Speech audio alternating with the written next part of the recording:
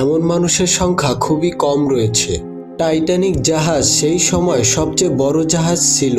এই জাহাজটির নাম ছিল রয়্যাল মেইল শিপ। এই জাহাজটি প্রায় 2000-এরও অধিক যাত্রী নিয়ে চলাচল করতে সক্ষম ছিলেন।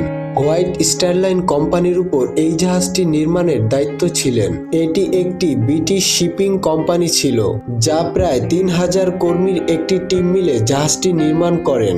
সেই সময় এই জাহাজটি নির্মাণ করতে প্রায় 48 কোটি টাকা খরচ হয়েছিল। এই জাহাজটি 10 তলা বিশিষ্ট জাহাজ ছিল। এই জাহাজটি দেখে মনে হতো যেন আটলান্টিক মহাসাগরের বুকে একটি ছোট শহর ভেসে আছে।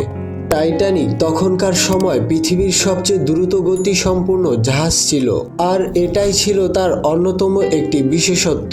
এর মধ্যে থাকা হর্নের আওয়াজ প্রায় 15 কিলোমিটার দূর থেকেও শোনা যেত। হোয়াইট স্টার লাইন কোম্পানি দাবি করেছিলেন যে টাইটানিক কখনোই ডুববে না।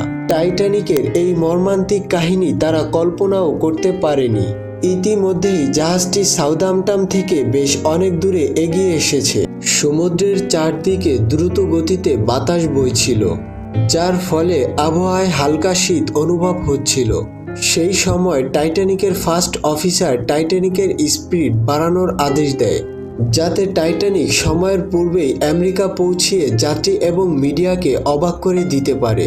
টাইটানিক খুবই দ্রুত গতিতে এগিয়ে চলছিল এবং টাইটানিক তার যাত্রাপথের প্রায় 3 দিন অতিক্রম করে ফেলেছিল, কিন্তু তো গতিতে এগিয়ে যাচ্ছিল।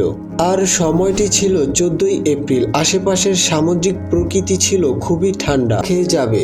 রাত তখন 11:40। দেখতে দেখতে সেই সময়টি ঘুমিয়েছিলেন, কিন্তু দুর্ঘটনার পর ক্যাপ্টেন সমস্ত যাত্রীদের জাগিয়ে তোলেন এবং লাইফ বোটে উঠে যাওয়ার নির্দেশ দেওয়া হয়।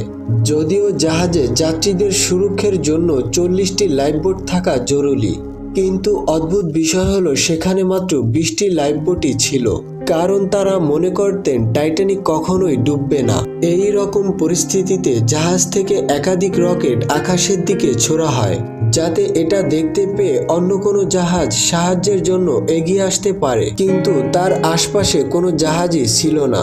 এর প্রায় 2 ঘন্টার মধ্যেই জাহাজটি ধীরে ধীরে আটলান্টিক মহাসাগরে হারিয়ে যায়। এই দুর্ঘটনা তা অবশ্যই কমেন্ট করে জানাবেন। ভিডিওটি ভালো লাগলে লাইক এবং সাবস্ক্রাইব করতে ভুলবেন না। দেখা হচ্ছে পরবর্তী কোনো ভিডিওতে।